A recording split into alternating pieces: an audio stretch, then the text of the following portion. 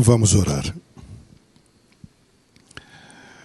Querido e bom Deus, muito obrigado pela bênção deste momento, quando nos dás a oportunidade mais uma vez de louvarmos o Teu santo nome nesta linda manhã de sábado. Aqui viemos ou porque nos mandaram vir, ou porque quisemos aqui estar, ou porque alguma alegria muito grande está em nosso coração, como cantamos e viemos te louvar, ou porque há tristezas profundas e viemos suplicar. Não importa o motivo pelo qual viemos, o importante é que neste momento nós recebemos o abraço do Pai. E o seu poder e o poder do Espírito Santo continue presente em nosso meio agora. Tire o sono, o cansaço, qualquer outra distração, e dê a bênção que, focados em Tua Palavra, possamos mais uma vez ouvir a voz de Deus em nome de Jesus. Amém. Feliz sábado, feliz Dia Mundial da Alegria. Que Deus a todos abençoe. Que bom voltar a esta igreja e ver amigos queridos. Eu não sei se tem mais alguma música, não sei se vocês vão tocar novamente. Tudo certo? É que eu vi o maestro ali, Apóstolos, e eu pensei, será que eu entrei antes? O pastor Jael que me mandou aqui, qualquer coisa, a bronca é com ele. Eu cheguei aqui nesse colégio em 1967, 67. Bruno, vem cá, Bruno, vem aqui do meu lado, eu não combinei nada com o Bruno, vem aqui. Pega um takezinho desse casal aqui na frente, esse casal que está aqui, ó. Ela já está pondo a mão no rosto. Filma eles dois aí. Quando eu cheguei em 67, eu fui recebido por esse rapaz que está aqui, para vocês verem como ele é antigo. Em 67. A imagem até foi... Agora, dá para soltar essa câmera aqui? A sua. Já está lá. Poxa vida, eu estou olhando lá atrás. Olha bem, o Valdir Bueno foi meu monitor. Eu ajudava ele a cuidar da disciplina do colégio. Era uma beleza. Ele era namorado daquela menina ali, a Miriam. E um dia, eu era pastor em Brasília, e ele me pediu para vir bater um papo com esse rapaz aqui, ó. O filho dele, o Bruno. Lindo menino. Que eu fiz o casamento dele há umas décadas atrás. Faz tempo, né, Bruno, que eu fiz seu casamento. Voltar para o IASP é alegria. É rever amigos, é poder sentir o que esse colégio traz ao nosso coração, escrito na parede ali do prédio, que esse é um lugar de alegria. Eu não imaginava que, ao ser aluno aqui, de 67 a 73, um dia eu seria pastor dessa igreja, em 2002 e 2003. E agora poder voltar e rever amigos queridos, apenas por curiosidade. Nós temos um grupo na internet, GAC, o Ginásio Adventista Campineiro, naquela ocasião, de 1967 a 77. Tem alguém dessa turma aqui? Levanta a mão quem é dessa turma. Estou vendo vários aqui. Que Deus tenha misericórdia de vocês, todos aí bem carcomidos pelo tempo, não é fácil. Mas eu acho que eu estou vendo ali o professor Moisés Prates, é isso mesmo? Esse homem é eterno, é brincadeira, ele foi meu professor naquela ocasião, com a família toda, que Deus abençoe. Prazer muito grande em vê-los. Nesta manhã, eu quero lembrar uma das histórias mais lindas que eu passei em meu ministério aqui nesta igreja.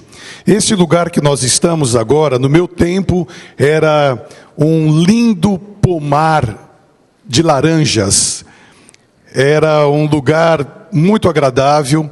Quando eu cheguei aqui em 67, havia um mata-burro ali na entrada, na portaria, e ladeada a única entrada por ciprestes e havia apenas 3 prédios: o prédio central, o dormitório masculino, o dormitório feminino, e o refeitório era embaixo do dormitório feminino.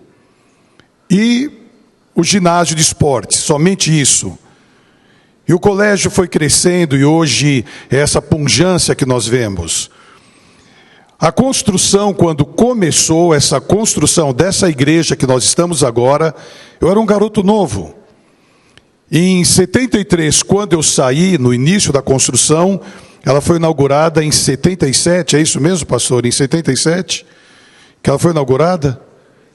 76, ela foi inaugurada em 76, e após 40 anos, Deus dá a bênção para estarmos juntos. Um ex-aluno como você, que está aqui agora, ex-alunos, que bom ver vocês. Um ex-aluno, um ex-pastor, e agora, aposentado. Deus me deu a bênção de aposentar-me no ano passado, e eu caio no mundo para pregar. E quando o Dário falou: Jonas, você pode vir aqui no sábado, dia 19, e pregar no culto das 9h30 para os jovens, eu falei com todo prazer.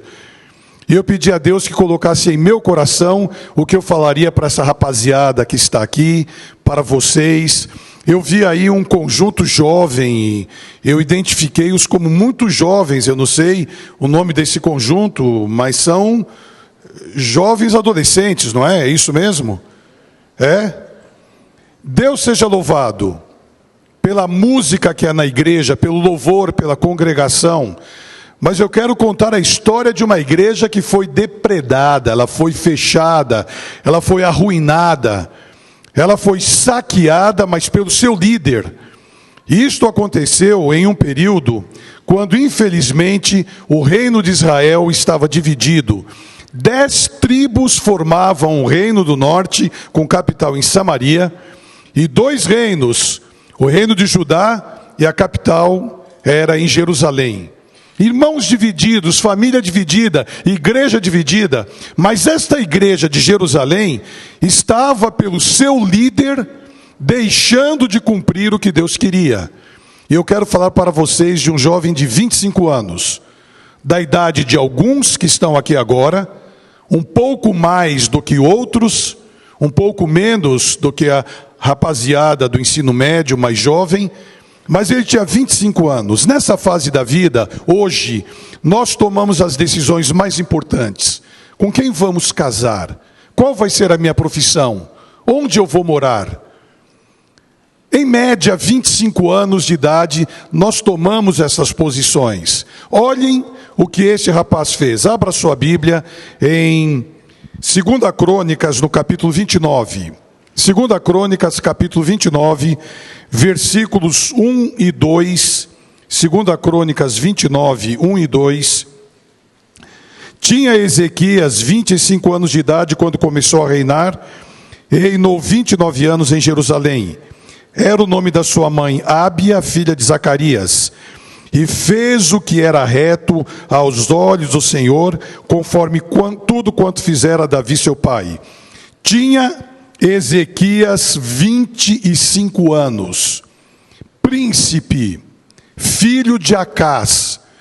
Se hoje nós pudéssemos ter Acás na história do Brasil, na mídia hoje, Acás estaria preso.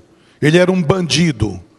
Ele era um homem que desvirtuou totalmente a família dele e a nação. Com medo que a assolação que havia sido dado no reino do norte chegasse até ele, ele fez uma parceria com um povo ímpio, com pagãos, eram os assírios. E lá na Assíria, capital Nínive, havia um soberano chamado Tilgat-Pilneser. Este rei foi chamado por Acás da seguinte maneira: se porventura Jerusalém for invadido, você vem me ajudar. E se Nínive tiver algum problema, eu vou aí te ajudar. Há um texto no livro de Amós, no capítulo 3, versículo 3, que diz assim: poderão andar 2 juntos, se não houver entre eles acordo? Acordo eu vejo quando eu ouço a música aqui ao lado. É um acordo extraordinário, é uma melodia linda. Existe a junção dos instrumentos tão diferentes. Poderão andar dois juntos quando há diferenças tão grandes? Obviamente não. E junto com essa parceria, o rei assírio mandou para Acaz a estrutura da sua religião pagã. E a Bíblia diz que em todos os lugares de Jerusalém, nos altos, em todos os cantos, Acaz colocou deuses. Não adorava mais o verdadeiro Deus. Não havia mais a orquestra dos levitas, não havia mais o coral dos levitas, não havia mais a adoração na casa de Deus. E um dia chegou um presente meio estranho, era um Deus alto, de ferro fundido, com os braços estendidos para frente. Nessa posição. Quem olhasse frontalmente, havia um ventre avantajado, e em cima era oco. Colocavam lenha naquela barriga oca por cima, e aquele fogo deixava os braços incandescentes. E quando os braços nessa posição estavam vermelhos, simplesmente os pais iam e colocavam os seus bebês para serem sacrificados ao ídolo Moloque. Era algo terrível. Ele foi colocado em um lugar fora dos muros de Jerusalém, em um lugar chamado Vale do Filho de Inom. Era o lugar onde o lixo de Jerusalém era queimado. Se porventura durante a coleta do lixo encontrassem um animal morto ou algum indigente que não requeressem o corpo, esta pessoa, este animal, eram queimados juntos ali com o lixo no Vale do Filho de Inom. E no Vale do Filho de Inom foi colocado este ídolo. E a Bíblia diz que Acaz fez passar a seus filhos no fogo. Está no singular. Está no plural. Quando fala filhos, singular ou plural? Dois pelo menos. Fez passar a seus filhos no fogo. Pelo menos dois. Um dia entrou na igreja do IASP e falou: não existe orquestra, não existe conjunto, não existe adoração. Fechou as portas, quebrou os vasos, arrebentou tudo e disse: ninguém mais adora aqui. Tão indigno era Acaz, que quando morreu, ele não foi enterrado com os reis de Jerusalém. Nesse contexto, o filho dele, com 25 anos, nascido em um lar onde ele viu o paganismo reinar, onde ele viu pelo menos 2 irmãos dele sendo mortos nos braços de Moloque. Ele agora começa a reinar com 25 anos de idade. O que ele vai fazer? É só olharmos a herança da nossa política. Quando ela vai em um rumo, mudar aquilo que está sendo proposto é muito difícil. Para Ezequias era muito fácil continuar o que o pai havia feito. Porém, no primeiro ano do seu reinado, aos 25 anos, e você pode muito bem, com a idade que você está, um pouco menos de 25, um pouco mais, ou adultos que aqui estão, tomar decisões importantes que tornem-se célebres pela postura que foi tomada. Ele abriu as portas da casa do Senhor. Mandou restaurar tudo, chamou o coral dos levitas, reconvocou o povo, tirou todos os ídolos. E a Bíblia diz, aqui no versículo seguinte, no versículo 3, ele no primeiro ano do seu reinado, de 2 Crônicas 29, no primeiro ano do seu reinado, no primeiro mês, abriu as portas da casa do Senhor e as reparou. Versículo 4, e trouxe os sacerdotes e os levitas e os ajuntou na praça oriental. Ele lhes disse: ouvi-me, ó levitas, santificai-vos agora, santificai a casa do Senhor, Deus de vossos pais, e tirai do vosso meio as imundícias. 4 itens em um versículo. Ouvi-me, levitas, santificai-vos agora. Primeiro, ouça o que eu estou falando. Muitas vezes nós ouvimos, mas não interiorizamos. Ouvi-me, ó Israel, ouvi-me, levitas, tire as imundícias da casa do Senhor, santificai-vos agora. Amigos queridos, santificação é um processo interessante. Reforma e reavivamento, que nós ouvimos e falamos muito, são itens distintos e interessantes. Reavivamento é interno. Eu estou reavivando o meu interior agora através do culto. E esse reavivamento vai produzir atos externos chamados de reforma. Então eu vou mudar o meu vocabulário, eu vou mudar a minha alimentação, eu vou mudar o meu vestuário, eu vou mudar os meus programas, e esses dois juntos formam a santificação. Reavivamento e reforma são iguais à santificação. E santificação é processo de uma vida, porém efetivado diariamente. Santificai-vos agora, tirai as imundícias. E naquele momento começou Jerusalém a passar por um momento próspero. Os assírios foram vencidos. No lugar de Tilgat-Pilneser surgiu o poderoso Senaqueribe, rei dos assírios. E quando Ezequias estava no seu 14º ano de reinado, com 39 anos, Deus olhou para o pastor da igreja e disse assim: Isaías, pastor Isaías, vai na casa do rei, que ele está doente, e diga para ele o que eu vou te orientar, falar. Eu estava, há 2 semanas atrás, em um hospital de São Paulo. Ali, um paciente com uma doença terminal. Eu já estive muito em UTIs. Eu nunca cheguei para um paciente e falei: meu amigo, você está com o pé na cova, você vai morrer, você está mal, você está pálido, olha a sua pele como está flácida, você vai morrer. Não. O meu rosto é o espelho dele. Eu chego, mesmo triste, procuro sorrir, procuro dar esperança. Mas Isaías, de acordo com as palavras de Deus, chega a Ezequias, este homem que fez esta reforma, e disse: coloque a tua vida em dia, porque você vai morrer. E Ezequias, com muita dor, 39 anos, virou o rosto para a parede, possivelmente com vergonha de quem estava no aposento real, chorou e disse: Senhor, lembra-te do que eu fiz. Lembra-te que eu andei nos caminhos corretos. Eu fiz o que era reto aos teus olhos. Eu restaurei o culto na igreja. Eu tirei a nação da apostasia. E agora que reina a paz, eu não vou poder viver para experimentá-la. Eu não quero morrer. É bíblico. É bíblico.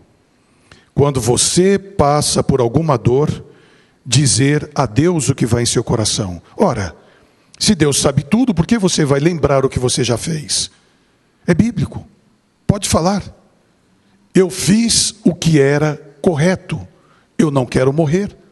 Eu quero ter mais saúde. Ou eu não fiz o que era correto, mas eu me arrependo. Dê a graça e a misericórdia do perdão e a bênção para eu ser curado.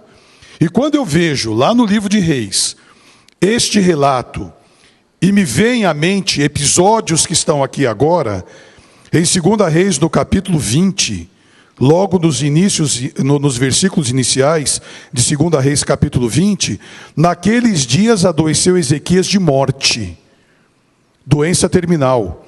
E o profeta Isaías, filho de Amós, veio a ele e lhe disse: assim diz o Senhor, ordena a tua casa, porque morrerás e não viverás. Ezequias, você é jovem, 39 anos, mas você vai morrer. E naquela ocasião era muito difícil, o profeta tinha que falar o que Deus mandava. Hoje, eu oro, como nessa madrugada eu me ajoelhei e falei: Senhor, eu preparei este assunto. Coloque em meus lábios o que eu devo falar. Unja com teu poder os meus lábios. Abençoe aqueles que estarão lá. Mas eu preparei esse assunto e pedi a Deus que desse a bênção e o poder. Naquela ocasião, o pastor tinha que dizer o que Deus falava para ele dizer. E a maioria das vezes eram mensagens que não eram nem um pouco agradáveis de ouvir. E a Bíblia continua no seu relato, confirmando o que eu falei. Versículo 2, então virou o rosto para a parede e orou ao Senhor, dizendo: Ah, Senhor, sê servido de te lembrar de que andei diante de ti em verdade, e com um coração perfeito fiz o que era reto aos teus olhos. E chorou Ezequias muitíssimo. A gente chora quando sabe que vai morrer. A gente chora quando dói. A gente chora quando alguém está sofrendo ao nosso lado. Isaías deu a mensagem e saiu. Ele estava no meio do pátio do palácio, quando novamente Deus falou para ele e disse: volta. Volta e vai lá para o lado da cama de Ezequias. E diga para ele duas coisas. E essas duas coisas eu quero falar para você agora, lendo, para eu não incorrer em algum erro humano. Olhem o que Deus disse para Isaías falar. Versículo 7. Sucedeu, pois, que não havendo ainda Isaías saído do pátio, veio a palavra do Senhor dizendo: volta e diz a Ezequias, chefe do meu povo. Primeira coisa: assim diz o Senhor, Deus de Davi: ouvi a tua oração e vi as tuas lágrimas, eis que te sararei. Ouvi a tua oração. Aqui está uma das grandes provas bíblicas que Deus ouve. Há centenas de relatos, mas nesta manhã é esta: ouvi a tua oração. Porém vai mais adiante: eu não somente ouvi a tua oração, mas eu vi quando você chorou.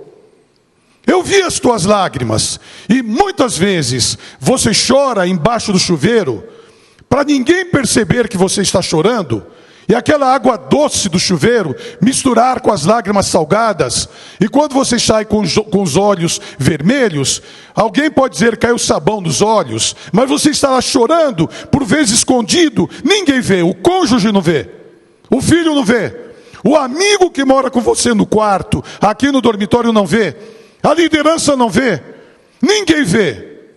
Mas Deus está provando aqui agora que Ele ouve quando você clama, mas Ele vê quando você chora. E a resposta para aquele momento é o título do sermão dessa manhã: eu vou te curar, eu vou te sarar.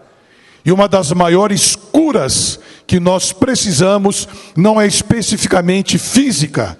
O maior milagre não é a ressurreição de um morto. O maior milagre é a transformação de uma vida.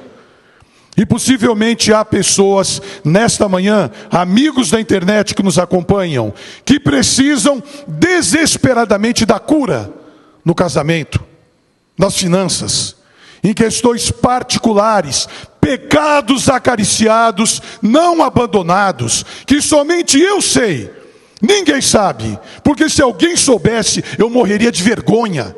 Como alguém pode crer que eu, que toco na orquestra, que canto, que estou aqui no culto, que canto em um dos corais, tenho uma vida dúbia lá nos bastidores, no culto da noite quando ninguém vê, ou escondido em outro lugar? Talvez a cura que alguém precise nessa manhã seja especificamente a cura física.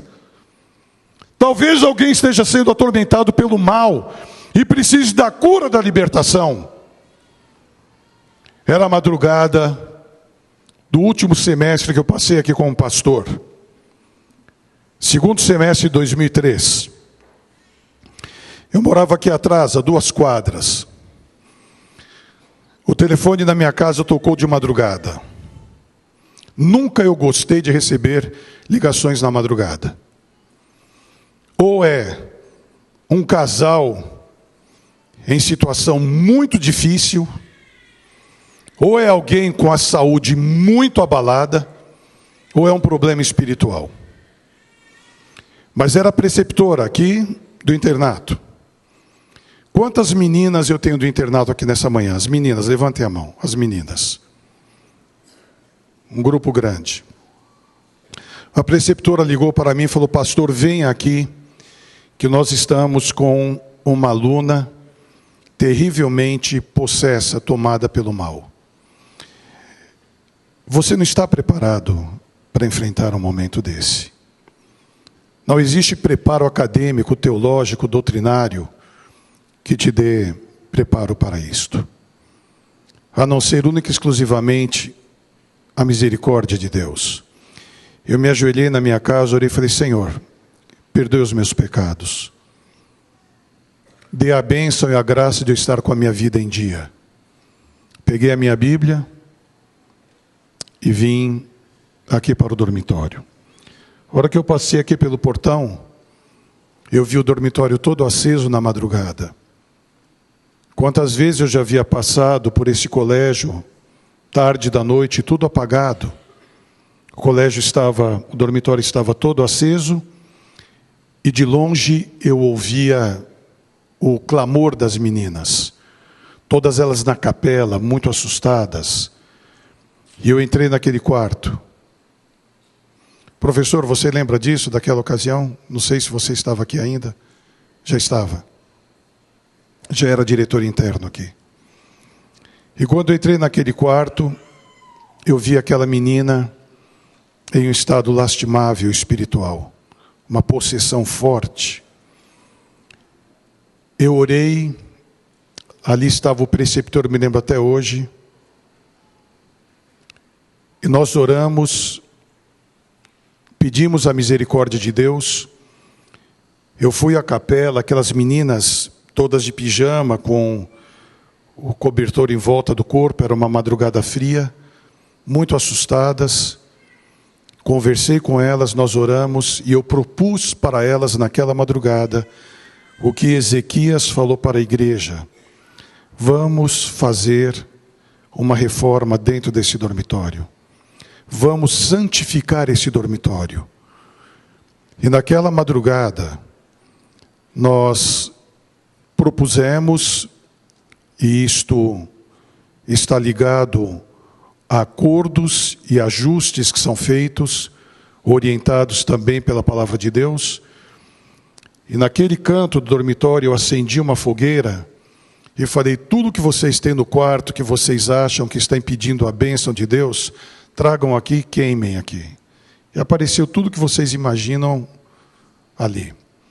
E as garotas, logicamente por medo, e nos dias seguintes por conscientização, começaram a fazer uma reforma em suas vidas. Amanheceu sexta-feira, e essa menina continuava possessa. Passou o dia, as coisas acalmaram, e o pastor Paulo Matos, que pregou há 2 sábados atrás aqui, estava fazendo uma semana de oração aqui nesta igreja. E ele fez um corredor, não era este palco que eu tenho aqui agora, haviam escadas aqui. Ele colocou um tapete vermelho e fez naquele canto o que ele denominou jardim de oração. E no final de cada sermão dele era cantado aquele hino, aquele lindo jardim, o jardim de oração, e os alunos vinham à frente para a oração. Na sexta-feira à noite, esta menina parecia que estava melhor, veio e foi ali à frente. Amanheceu um sábado como este. Eu estava sentado mais ou menos aqui, e ela estava sentada nessa posição, eu estava mais ou menos ali, olhando para ela, e o pastor Paulo pregando. Eu notei que ela começou a ficar irrequieta aqui dentro da igreja, onde nós estamos agora, comemorando 40 anos de bênçãos e vitórias desta igreja. E eu notei a atitude dela diferente, e ela se levantou no meio do sermão, cravou esse pequeno corredor e saiu por aquela porta. Eu saí atrás dela. A hora que nós viramos aqui atrás da igreja, ela foi tomada novamente. E nós entramos, havia uma porta aqui onde há os bancos do coral, que dava para a saída ali lateral, e nós entramos com ela ali, e foi um dos momentos mais fortes da possessão dela, enquanto o pastor estava pregando, e aqui ao lado a situação estava muito difícil. Pela primeira vez na minha vida, eu entrei aqui, interrompi o culto, o pastor Paulo estava pregando, e eu pedi à igreja que orasse, e que tivesse a presença e a bênção de Deus, e quem estivesse com a vida em dia, fosse ali comigo para orar.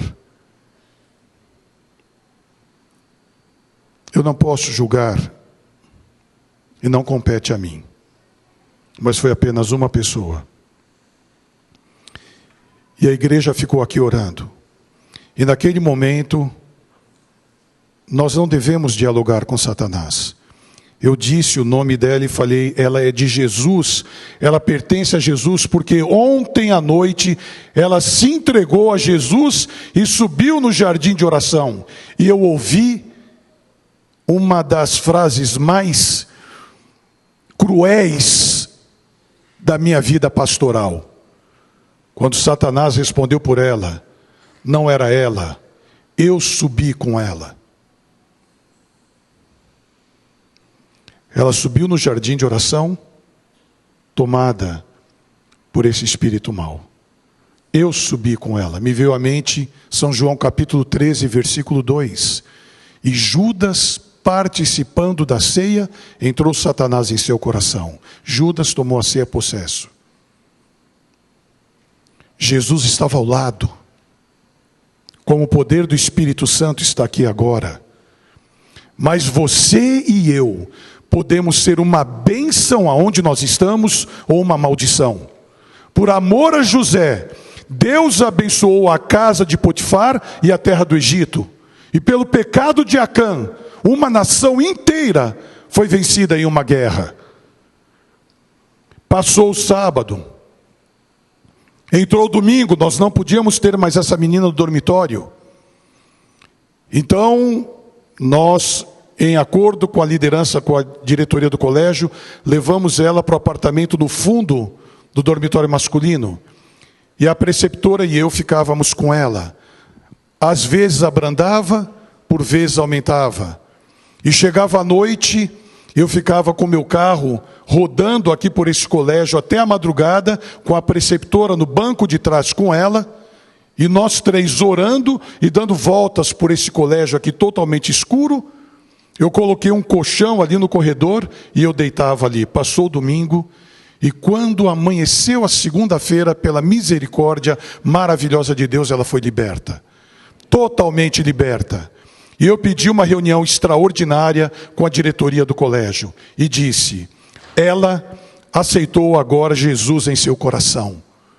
Ela tirou as imundícias. Olha o que a Bíblia disse lá, quando Ezequias recebeu a ordem de Deus, e ele falou para a igreja, tirai do vosso meio as imundícias, aquilo que nós temos em nosso coração, incrustado, escondido, que ninguém sabe. Ela tirou.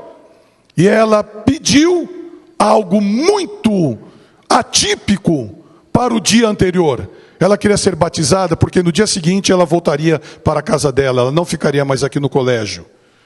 E eu pedi à diretoria para às 2h da tarde tocar a sirene aqui do colégio e suspender todas as aulas, todos os trabalhos, todas as reuniões e quem quisesse viesse aqui para a igreja. E às 2h da tarde, foi a última vez que essa menina entrou aqui nessa igreja. Às 2h da tarde daquela segunda-feira, eu estava aqui, neste batistério, com esta menina. E às 2h da tarde, quando eu entrei aqui nas águas com ela, a voz dela começou a mudar. Dentro do batistério. E eu abracei essa menina. E eu falei, Senhor, não deixe isso acontecer. Isso não pode acontecer. aqui no batistério. E eu perguntei para ela: você crê em Deus Pai, em Deus Filho, em Deus Espírito Santo? Sim. Você aceita a morte de Jesus no Calvário para a remissão de seus pecados e você quer ter agora uma nova vida em Cristo Jesus? Sim. E você quer ser agora batizada como Jesus foi batizado? E ela disse sim. E naquele momento, aquela menina foi batizada, nunca mais eu a vi. Ela foi liberta pelo poder maravilhoso de Deus, quando nesta igreja, uma das histórias dos 40 anos ocorreu, sendo que a bênção de Deus permitiu que eu estivesse presente. Eu não sei se há alguém aqui nesta manhã que estava naquela segunda-feira à tarde, quando aquela menina foi batizada. Alguém aqui? Algumas mãos levantaram. Algumas mãos levantaram. 13 anos atrás. O milagre que Deus fez nesta igreja, neste lugar que nós estamos agora, naquele batistério, Ele quer e pode fazer agora com a sua vida. Eu não sei quantos anos mais vai passar, ou vão os anos passar pela minha vida, para que eu volte aqui novamente para pregar. Eu não sei.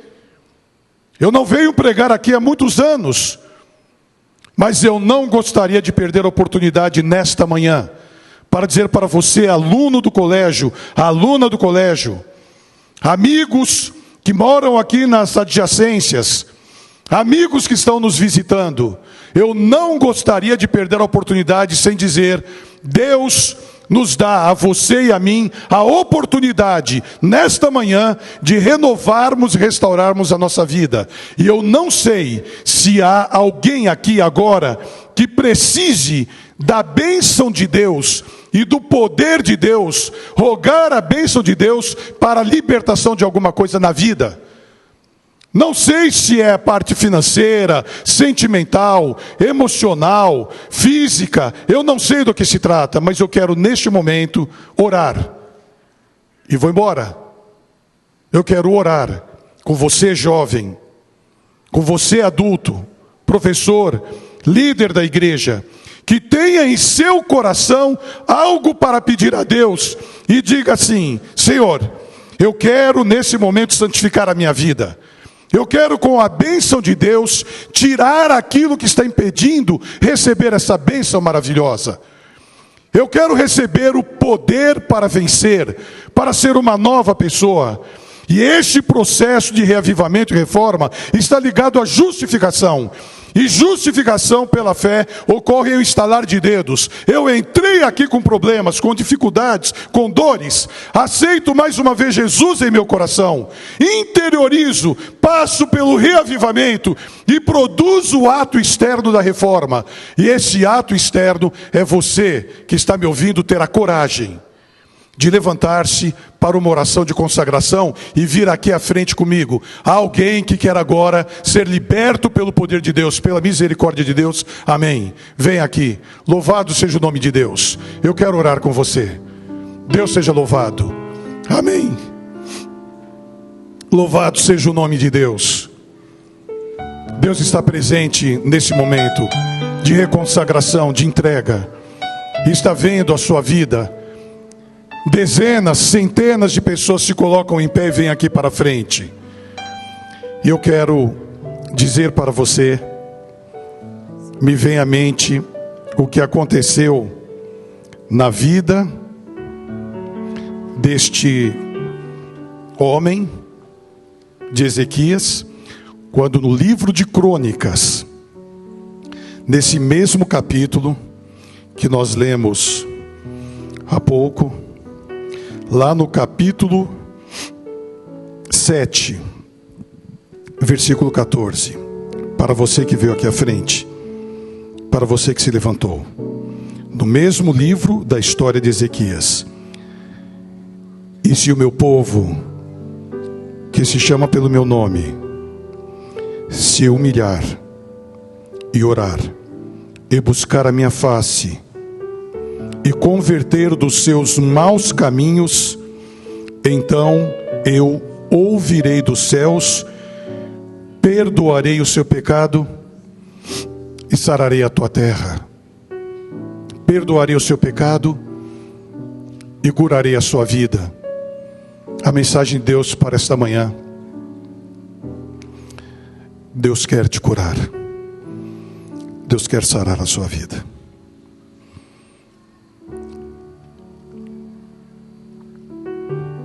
Em seu coração, feche os olhos,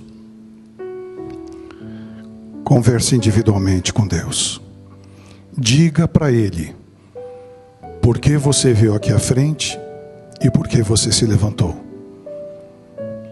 Como lá com Ezequias, ele vai ouvir, vai ver, e o que é mais maravilhoso, vai atender.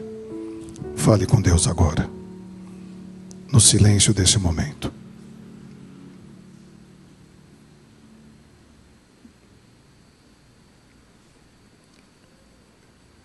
Querido e bom Deus, parece que não há ninguém aqui nesta igreja, no silêncio absoluto deste momento, o poder do Espírito Santo, o poder de Deus Espírito Santo, está em nosso meio, presente no coração e na mente de cada um dos teus filhos que vieram aqui e que se colocaram em pé. Tu sabes, tu conheces a minha vida, de um pecador como eu, que careço da misericórdia e do perdão, de amigos pecadores que aqui estão, que nesse momento são restaurados pelo poder maravilhoso do perdão, da reconciliação, de uma nova vida em Cristo Jesus. E ó Deus, para quem está aqui agora, para os amigos da internet, a tua palavra diz: para estes que se levantaram, para estes que se entregam, nenhuma condenação há para aqueles que são justificados agora pelo sangue de Jesus. Louvado seja o teu santo nome. E em tuas mãos entregamos esses alunos queridos, entregamos esses irmãos, entregamos a família que aqui está, a família da internet que nos ouve, que nos assiste, e suplicamos que o perdão de Deus dê a bênção de uma nova vida, cure o nosso físico, cure a nossa vida do pecado, da nódoa do pecado, restaure as questões que precisamos resolver financeiras, as questões do lar, da família, dos estudos. E ó Deus, certos deste milagre, nós suplicamos agora para todos nós, que o Senhor nos abençoe e nos guarde, que o Senhor faça resplandecer o seu rosto sobre nós e tenha misericórdia de nós. Que o Senhor Deus nos olhe agora com muito amor, nos dê a bênção da paz, a bênção do perdão, a bênção do mais puro e verdadeiro amor, e a bênção da esperança da volta de Jesus e do reino eterno, agora e para sempre. Amém. Abrace quem está do seu lado. Deseje um sábado feliz, um sorriso da restauração e uma nova vida em Cristo Jesus. Que o Senhor nos abençoe e que também nos dê a paz. Que o Senhor nos acompanhe agora e sempre.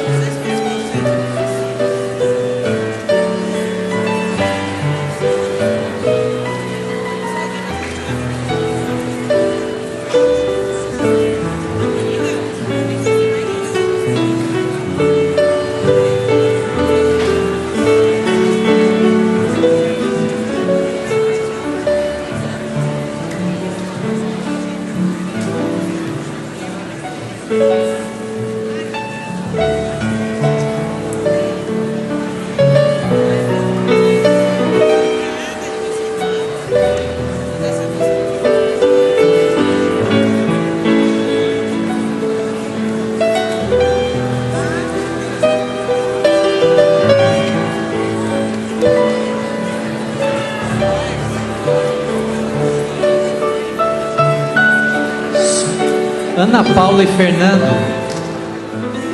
Tem uma...